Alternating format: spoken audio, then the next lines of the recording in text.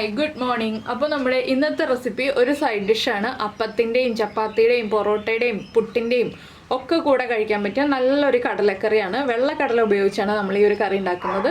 ഇതെല്ലാം ചേർത്ത് നമ്മൾ കുക്കറിൽ ഒരു 4-5 വിസിലടിച്ചെടുത്തിട്ടുണ്ടെങ്കിൽ കടലക്കറി റെഡിയാവും. പിന്നെ നിങ്ങൾക്ക് ഇതിലേക്ക് ഞാൻ എക്സ്ട്രാ ചേർക്കുന്ന കാര്യങ്ങൾ ചേർക്കണമെങ്കിൽ ചേർക്കാം, ചേർത്തില്ലെങ്കിലും കുഴപ്പമൊന്നുമില്ല. അത് നമുക്ക് വീഡിയോ ചെയ്യുമ്പോൾ പറയാം. അപ്പോൾ എങ്ങനെയാണ് നമ്മുടെ ഈ ഒരു കടലക്കറി തയ്യാറാക്കുന്നത് നോക്കാം. നമുക്ക് നമ്മുടെ ഇൻഗ്രീഡിയൻസ് നോക്കാം. നമ്മളിപ്പോൾ 1 കപ്പ് കടല 8 മണിക്കൂർ, അതായത് ഓവർനൈറ്റ് വെള്ളത്തിൽ സോക്ക് ചെയ്ത് വയ്ക്കുക, അല്ലെങ്കിൽ 8 മണിക്കൂർ വെള്ളത്തിൽ സോക്ക് ചെയ്ത് വയ്ക്കുക. നമുക്കിപ്പോൾ വൈകിട്ടാണ് കറി വേണ്ടതെന്നുണ്ടെങ്കിൽ രാവിലെ മുതൽ ഒരു 8 മണിക്കൂർ കണക്കാക്കി വെള്ളത്തിൽ സോക്ക് ചെയ്ത് വയ്ക്കുക. രാവിലെയാണ് കറി വേണ്ടതെന്നുണ്ടെങ്കിൽ തലേദിവസം രാത്രി നമ്മൾ കിടക്കാൻ പോകുന്നതിന് മുൻപ് വെള്ളത്തിൽ സോക്ക് ചെയ്ത് വയ്ക്കുക. അതുപോലെ തന്നെ ഒരു വലിയ സവോള എടുത്തിട്ടുണ്ട്. കുറച്ച് വലിപ്പം കൂടിയ സവോളയാണ് എടുത്തിട്ടുള്ളത്. ചെറുതാണെങ്കിൽ 2 സവോള എടുക്കാം. പിന്നെ ഞാൻ 1 പച്ചമുളക് എടുത്തിട്ടുള്ളൂ.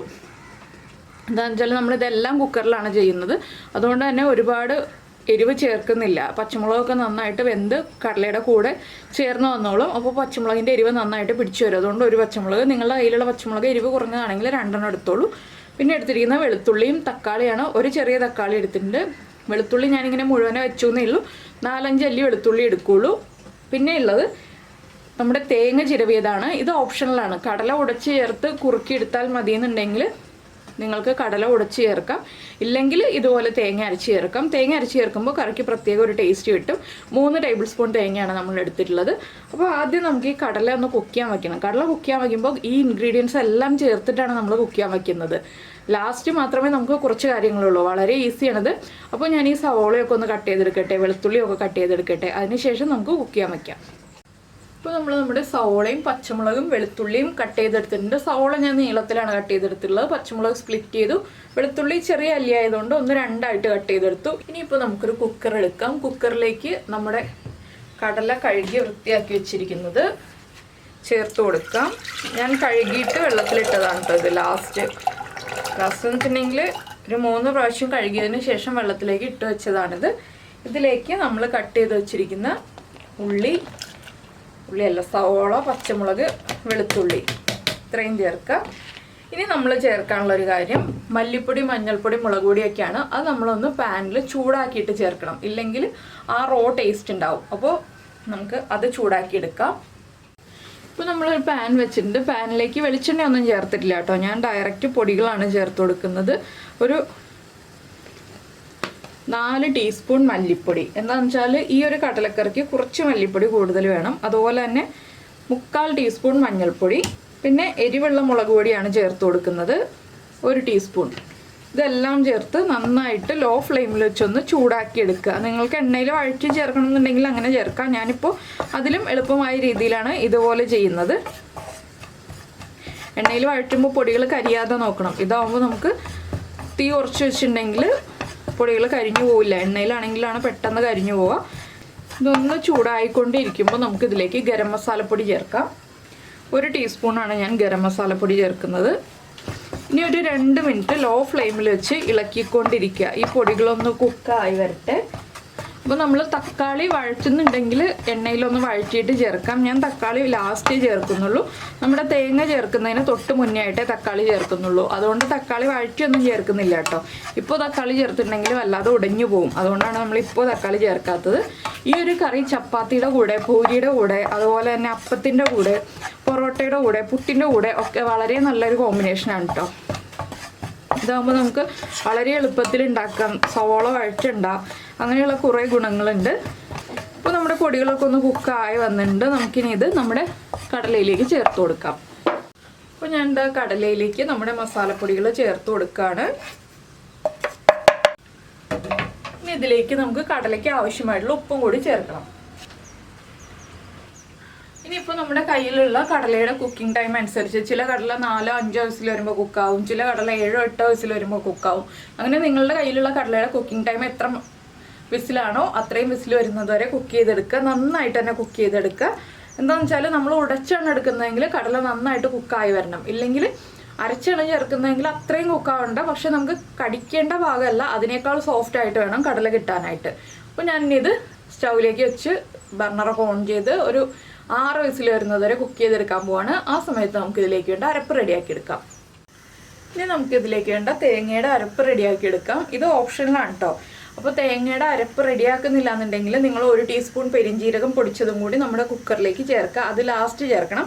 ഞാനിപ്പോൾ അരപ്പ് റെഡിയാക്കുന്നത് കൊണ്ട് ഇതിലേക്ക് പെരിഞ്ജീരകം ഇപ്പോൾ ചേർത്ത് കൊടുക്കുകയാണ്. 1 ടീസ്പൂൺ പെരിഞ്ജീരകം നമ്മുടെ മിക്സിയുടെ ജാറിലേക്ക് ചേർത്തിട്ട് ഇതിലേക്ക് നമ്മൾ എടുത്തു വെച്ചിരിക്കുന്ന തേങ്ങയും കൂടി ചേർക്കുക. ഇനി കുറച്ച് വെള്ളം ചേർത്ത് തരിതരിപ്പായിട്ട് അരച്ചെടുക്കുക. ഫൈൻ പേസ്റ്റ് ആയിട്ട് അരയേണ്ട, ചെറിയൊരു തരിയോടുകൂടി അരച്ചെടുക്കുക. കുറച്ച് വെള്ളം കൂടിപ്പോയാലും കുഴപ്പമില്ല, ഒരുപാട് വെള്ളം ആകാതിരുന്നാൽ മതി. അപ്പോൾ ഞാനിതൊന്ന് അരച്ചെടുക്കട്ടെ. ഇപ്പോൾ നമ്മുടെ തേങ്ങ നമ്മൾ ഇതുപോലെ അരച്ചെടുത്തിട്ടുണ്ട്. നന്നായിട്ട് അരഞ്ഞിട്ടില്ല, ഒരുവിധം അരഞ്ഞിട്ടേ ഉള്ളൂ. ഇനി നമുക്കിത് മാറ്റി വയ്ക്കാം. കുക്കറിൻ്റെ പ്രഷറൊക്കെ മാറി കഴിയുമ്പോൾ നമുക്ക് തുറന്നിട്ട് ബാക്കിയുള്ള കാര്യങ്ങൾ ആഡ് ചെയ്യാം. അപ്പോൾ നമ്മുടെ കുക്കർ വെടിക്കെട്ടും പുകയൊക്കെ കഴിഞ്ഞ് നന്നായിട്ട് വിസിലൊക്കെ വന്ന് പ്രഷറൊക്കെ പോയിട്ടുണ്ട്. ഇത് കണ്ടോ. ഇനിയിപ്പോൾ നമുക്ക് തുറക്കാം. ഇനി വീണ്ടും ഫ്ലെയിം ഓൺ ചെയ്യുക. ഇതിലേക്ക് ഇനി നമ്മൾ അരച്ചു വെച്ചിരിക്കുന്ന തേങ്ങ ഉണ്ടല്ലോ, ആ തേങ്ങയുടെ മിക്സ് ചേർത്ത് കൊടുക്കുക. അപ്പോൾ നിങ്ങൾ തേങ്ങ ചേർക്കുന്നില്ല എന്നുണ്ടെങ്കിൽ കടലയൊന്ന് ഉടച്ചതിന് ശേഷം മാത്രം 1 ടീസ്പൂൺ പെരിഞ്ജീരകം പൊടിച്ചത് ചേർത്ത് കൊടുക്കുക. ഞാനിപ്പോൾ തേങ്ങ ചേർത്തത് കൊണ്ടാണ് പെരിഞ്ജീരകം ചേർക്കാത്തത്. ഇതിനി നന്നായിട്ടൊന്ന് ചൂടാവണം. തിളയ്ക്കരുത്, ഒന്ന് ചൂടായി വന്നാൽ മതി. ലോ ഫ്ലെയിമിൽ വെച്ചിട്ട് ഒന്ന് ചൂടാക്കി എടുക്കുക. ഉപ്പൊക്കെ ചെക്ക് ചെയ്യുക. ഉപ്പ് കുറവാണെങ്കിൽ ഉപ്പ് ചേർത്ത് കൊടുക്കുക. എരിവ് കുറവാണെങ്കിൽ എരിവ് ചേർത്ത് കൊടുക്കുക. എരിവല്ല ചേർത്ത് കൊടുക്കേണ്ടത്, പച്ചമുളക് ചേർത്ത് കൊടുക്കുക, അല്ലെങ്കിൽ കുരുമുളക് പൊടി ചേർക്കുക. നമ്മുടെ തക്കാളിയും കൂടി നമ്മളിപ്പോൾ ചേർത്ത് കൊടുക്കുന്നുണ്ട്. ഇനി ഇതൊന്ന് നന്നായിട്ട് ചൂടായി വരട്ടെ. ഈ ചൂടിൽ തക്കാളി കുക്കായിക്കൊള്ളൂ കേട്ടോ. ഒരുപാട് ഓവർ കുക്കാവേണ്ട തക്കാളി. കൈ എടുക്കാതെ 1 മിനിറ്റ് ഒന്ന് ഇളക്കി കൊടുക്കുക, തേങ്ങ ചേർക്കുന്നുണ്ടെങ്കിൽ. ഇല്ലെങ്കിൽ നിങ്ങൾക്ക് വറവിട്ടെടുക്കാം തക്കാളിയും കൂടി ചേർത്ത് കഴിഞ്ഞിട്ട്. ഇപ്പോൾ സവോളയൊക്കെ നന്നായിട്ട് കുക്കായി ഈ കടലയുടെ കൂടെ ഉടഞ്ഞ് ചേർന്നു. നമ്മുടെ കറിക്ക് അത്യാവശ്യം നല്ല തിക്ക് ആയി വന്നിട്ടുണ്ട്. ഒരുപാട് തിക്കല്ല, നമുക്കിപ്പോൾ ചപ്പാത്തിയുടെയും പൊറോട്ടയുടെ അപ്പത്തിൻ്റെ ഒക്കെ കൂടെ കഴിക്കാൻ പറ്റുന്ന പാകത്തിലുള്ള ആ ഒരു തിക്നെസ് ആയി വന്നിട്ടുണ്ട്. ഇനി ഇത് വീണ്ടും കുറുകി വരും കേട്ടോ. അതുകൊണ്ടാണ് നമ്മൾ ഇനി ഫ്ലെയിം ഓഫ് ചെയ്യാൻ പോകുന്നത്. ഇപ്പോൾ ചെറിയ തിള വരുന്നുണ്ട്, നന്നായിട്ട് ആവിയും വരുന്നുണ്ട്, ചെറുതായിട്ട് തിളയ്ക്കാൻ പോകുന്നുണ്ട്. അപ്പോൾ നമുക്കിനി ഫ്ലെയിം ഓഫ് ചെയ്തിട്ട് മാറ്റി വയ്ക്കാം.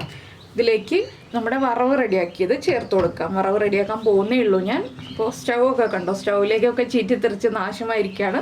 സ്റ്റൗ ഇനി കുറച്ച് കഴിഞ്ഞിട്ടേ കഴുകാൻ പറ്റുള്ളൂ. അപ്പോൾ കഴുകാനല്ല, തുടയ്ക്കാൻ പറ്റുള്ളൂ. ഇന്ന് ഞാൻ പറയണതെല്ലാം തെറ്റിപ്പോവാണ്. അപ്പോൾ നമുക്ക് വേറെ പാൻ വെച്ച് ചൂടാക്കാം. അപ്പോൾ നമ്മുടെ പാനിലേക്ക് നമുക്ക് വെളിച്ചെണ്ണ ചേർത്ത് കൊടുക്കാം.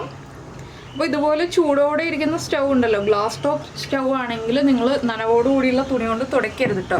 സ്റ്റൗ പൊട്ടി പോവാറുണ്ട്, അതുകൊണ്ടാണ് പറയുന്നത്. അപ്പോൾ സ്റ്റൗവിൻ്റെ ചൂട് കംപ്ലീറ്റ് മാറിയതിന് ശേഷം മാത്രം നമ്മൾ നമ്മുടെ സ്റ്റൗ ഒക്കെ തുടച്ചെടുക്കുക. അപ്പോൾ വെളിച്ചെണ്ണ ചൂടായി വരുമ്പോൾ നമ്മൾ സാധാരണ വറവിടുന്ന പോലെ ഉള്ളി ചേർക്കാതെയാണ് ഞാൻ വറവിടുന്നത്. ആവശ്യത്തിന് സവോള നമ്മൾ കറിയിൽ ചേർത്തിട്ടുണ്ട്, അതുകൊണ്ട് ഉള്ളി ചേർക്കാതെ നമ്മൾ സാധാരണ വറവിടുന്ന പോലെ വറവിട്ടെടുക്കുക. അതിലേക്ക് ഒരു കാര്യവും കൂടി ചേർക്കണം എന്ന് മാത്രം. ഇപ്പോൾ നമ്മുടെ വെളിച്ചെണ്ണ ചൂടായി വരുന്നുണ്ട്. ഇതിലേക്ക് നമുക്ക് ആദ്യം 1 ടീസ്പൂൺ കടുക് ചേർത്ത് കൊടുക്കാം. കടുകൊന്ന് പൊട്ടി തുടങ്ങുമ്പോൾ 1/4 ടീസ്പൂൺ പെരിഞ്ജീരകം, ഇത് നിർബന്ധമായിട്ടും ചേർക്കണം കേട്ടോ. അതുപോലെ തന്നെ 2 വറ്റൽമുളക്, 2 തണ്ട് കറിവേപ്പില. ഇത്രയും ചേർത്തിട്ട് നമുക്ക് ഈ കറിയിലേക്ക് വറവിട്ട് കൊടുക്കാം. ഇനി നമ്മൾ വറവ് കറിയിലേക്ക് ചേർത്താണ്. നന്നായിട്ടൊന്ന് ഇളക്കി മിക്സ് ചെയ്യുക. ഒരു ഇളം ചൂടിൽ നമുക്ക് അപ്പത്തിൻ്റെയോ പുട്ടിൻ്റെയോ ഒക്കെ കൂടെ ചേർത്ത് കഴിക്കാവുന്നതേ ഉള്ളൂ. അപ്പോൾ നിങ്ങൾ ഇതുപോലെ ഈ ഒരു കടലക്കറി ട്രൈ ചെയ്തിട്ടില്ലെങ്കിൽ ഉറപ്പായിട്ടൊന്ന് ട്രൈ ചെയ്ത് നോക്കിക്കോളൂ, നന്നായിട്ട് ഇഷ്ടപ്പെടും. എപ്പോഴും കടല വേവിക്കാൻ വയ്ക്കുമ്പോൾ കുറച്ചധികം വെള്ളം വയ്ക്കണം, അല്ലെങ്കിൽ ലാസ്റ്റ് നമ്മൾ വെള്ളം ചേർക്കുമ്പോൾ കുറച്ച് ചൂടുവെള്ളം ചേർത്ത് കൊടുക്കുക. അരപ്പൊക്കെ ചേർത്തിട്ട് ചൂടുവെള്ളം ചേർത്ത് കൊടുക്കുക, പച്ചവെള്ളം ചേർക്കരുത്. ഇത്രയും കാര്യങ്ങൾ ശ്രദ്ധിച്ചിട്ടുണ്ടെങ്കിൽ നമുക്ക് ഈസി ആയിട്ട് കടലക്കറി റെഡിയാക്കാം. അപ്പോൾ എന്തായാലും എല്ലാവരും ട്രൈ ചെയ്ത് നോക്കുക. അതുപോലെ തന്നെ നമ്മുടെ വീഡിയോയുടെ താഴെ ഒരു റെഡ് സബ്സ്ക്രൈബ് ബട്ടൺ ഉണ്ട്. ആ സബ്സ്ക്രൈബ് ബട്ടൺ ഒന്ന് ക്ലിക്ക് ചെയ്യാൻ മറക്കരുത് കേട്ടോ. നമ്മുടെ ചാനൽ ഇതുവരെ സബ്സ്ക്രൈബ് ചെയ്തിട്ടില്ലെങ്കിൽ എന്താണെന്ന് വെച്ചിട്ടുണ്ടെങ്കിൽ നമ്മുടെ ചാനൽ ഒന്ന് സബ്സ്ക്രൈബ് ചെയ്ത് സപ്പോർട്ട് ചെയ്യണം. അതിന് വേണ്ടിയിട്ടാണ് ഞാൻ ഇങ്ങനെ പറയുന്നത്. അപ്പോൾ ആ സബ്സ്ക്രൈബ് ബട്ടൺ ഒന്ന് ക്ലിക്ക് ചെയ്യുക. എൻ്റെ റൈറ്റ് സൈഡിലുള്ള ബെല്ലൈക്കണും ക്ലിക്ക് ചെയ്യുക. അപ്പോൾ ഓൾ എന്ന് പറഞ്ഞിട്ടൊരു ഓപ്ഷൻ കാണാം. ആ ഓളും കൂടി പ്രസ് ചെയ്തിട്ടുണ്ടെങ്കിൽ ഞാൻ എപ്പോഴും വീഡിയോ അപ്ലോഡ് ചെയ്യുമ്പോൾ നിങ്ങൾക്ക് നോട്ടിഫിക്കേഷൻ വരും. പിന്നെ ലൈക്ക് ചെയ്യാനും കമൻറ്റ് ചെയ്യാനും ഒന്നും മറന്നുപോലല്ലോ, അത് പ്രത്യേകം പറയേണ്ട ആവശ്യമില്ലല്ലോ. അപ്പോൾ എന്തായാലും നമുക്ക് നമ്മുടെ നാളത്തെ റെസിപ്പിയുമായിട്ട് നാളെ കാണാം.